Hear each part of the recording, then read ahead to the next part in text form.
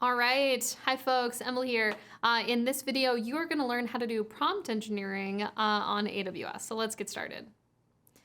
All right. So prompt engineering is a really important topic. It is a way to modify the performance of your large language model. And especially changing out the prompt is an easy way to test out how your model behaves in different situations. So you can ask your model to behave responsibly. You can ask your model to be a little funny. You can also give examples of what you want your model to do inside of the prompt directly. All of this hinges around essentially modifying the string that goes into the model, and then that changes essentially the behavior of the model on the fly. That's called in-context learning, because it demonstrates the appearance of the model learning without actually updating any of the weights. So let's see what this looks like. So it's really helpful to think about the anatomy of a prompt. Most prompts follow the same basic flow here. Prompts tend to start with guidance. And guidance is high-level information that tells the model information about itself. You can give it some characteristics. I named my model Navi, and then I asked my model to be helpful, courteous, responsible, and insightful. And I also asked the model to make references to fairies when possible to keep the mood light, because why not? And so the guidance to the prompt here that you're providing does modify the behavior slightly. I would say if your model is wildly more responsible or wildly less responsible, it's not going to change the behavior dramatically, but it will help modify the behavior slightly. So think about the guidance that you give the model. Once you've given the model guidance, the next thing you're going to do is give it context, usually. The context can be previous examples in the case of few-shot learning, where you sort of prompt the model to behaving in a certain way. This is really useful if you want your model to do data set transformation, or to do text to SQL, for example, if you want to be generating SQL queries. And it's also very common to send in documents to the prompt in the form of this context, and then have the model essentially read the document and then just answer a question based on what it sees. The thing to note here is that you want the context to fit inside of the length of the model. So if the model's context length is say 4,000 tokens, as is the case of many llama models, then you want to just use a shorter context length. And then the instruction is essentially where you tell the model directly, this is the instruction to follow, such as answer the customer's question, and then just paste in the question here. So the question might be, what is Gerudo Valley, if you're asking questions about the Legend of Zelda, and then here the model tells you all about this. And so that's just a quick way of thinking about your prompts. Now let's see how we can do this in action. All right, so in this demo, what we're gonna do is connect SageMaker and LangChain. So LangChain is a really popular open source library that developers can use to connect to language models and interact with them, but also create chains of this, basically create different objects in an overall framework for what you want to happen. So a chain can be a prompt and a language model, a chain can be retrieval, a chain can be models and then a number of functions, a chain can be agents. And so chains is sort of a nice way to think about executing different tasks throughout the overall workflow that you want to accomplish. LangChain is definitely not the only way to prompt with this, but it is a helpful technique. So we'll take a look at it here. And this notebook really just looks at the absolute minimum for connecting SageMaker to LangChain, which is this component that is the model. So in this notebook, first we're going to import a couple objects here. So of course, pip install LangChain, step one. And then once you've done that, we're importing this SageMaker endpoint here. So that's essentially just an object, again, in LangChain that's going to let you point to SageMaker endpoints. When you're pointing to a SageMaker endpoint, what you're going to build is something called a content handler. And so this content handler is exactly what you see below.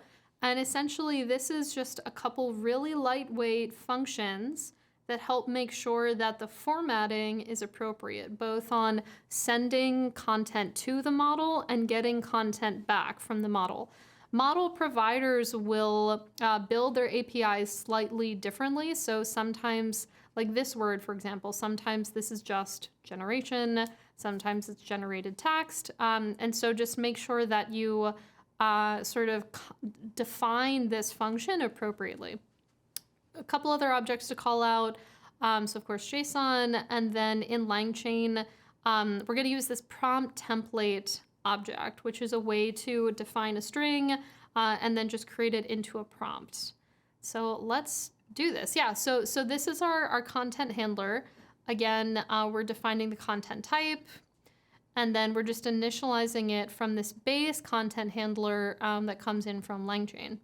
After that, we have these two key functions here. So again, transform input, where essentially the chain is passing content to this function on its way to the language model.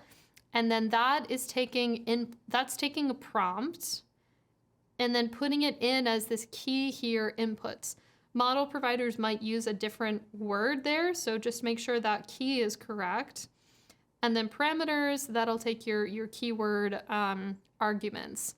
Sometimes you'll have endpoint arguments, such as the inference component name, if you're hosting multiple models on the same endpoint, so you might have more objects there in this JSON key here. Okay, so we define this input string, and then we're gonna encode this, and that's it for the transform input. And then the transform output, it's gonna take what comes out of the LLM, and then decode this. We'll first read it. So we do output.read, and that kind of extracts the bytes and converts that into something that's readable in Python. Then we're gonna decode that into UTF-8, load that into JSON, and that's here. And then again, this model provider, that's just the syntax for how they set this up. So we'll take that, and let's use our template. So this is an AI assistant named Mixtral. That same sort of guidance we saw before. And then we define this as a prompt. And let's just do this together. So we define this as a prompt. And then you'll see I'm importing from LangChain the prompt template object. And then essentially we're creating this template right here. Then the next thing we're gonna do is set up the connection to the SageMaker endpoint. So I'm using Boto 3. Again, Boto 3 is the library for working with AWS services on AWS. And we are using the SageMaker runtime client. So the SageMaker runtime client is a way to connect to the SageMaker endpoints, specifically to send things to them and get responses back from them. The general SageMaker client works for the rest of the SageMaker capabilities. So we're going to create this LLM here from the SageMaker endpoint object that we imported from LangChain. And we're just going to pass an endpoint name. So the endpoint name, you'll notice I started with right at the top. I created this through SageMaker Studio. So absolutely, I went through the SageMaker Studio UI that you saw in the earlier videos, picked Mixtral 8x7b, and then just deployed it. And then once that was deployed, I copied the endpoint name and moved that into my Jupyter Lab notebook. So that's where we are. Great, so I got my prompt template, and then I set up the client, and then the SageMaker endpoint here, we're gonna pass in that endpoint name, which is this, and then we pass in the whole Boto 3 client, actually. And so that way you can sort of just call this, if you're in Studio, then it's nice you can just sort of call the client and it captures the authentication. Otherwise, if you're running it locally, you have to pass in your region and your keys in order to authenticate via Boto 3. So we set up your client. We're going to send in the model keyword arguments. So these are parameters that you can use to modify how the model behaves. So max new tokens sets how many tokens that model is going to generate for you. And then you have a couple other options for, again, what type of generation to do. And then we pass in that content handler that we built in that first cell. So again, this is the Mixtral handler that we're defining here. And by defining this, I mean, really, I just copied it from a notebook and did some minor troubleshooting to get the syntax to work out. Once that's done, then you're going to do this new LangChain expression language that they set up recently. So the chain is prompt bar LLM, which is kind of cool. So it's this really sort of clean way of creating the chain. And then if you have extra functions that you want to put in here, or if you have like agent calls or retrieval chains, you would build all of that here. So in any case, we'll build the chain, and then we're going to call chain invoke.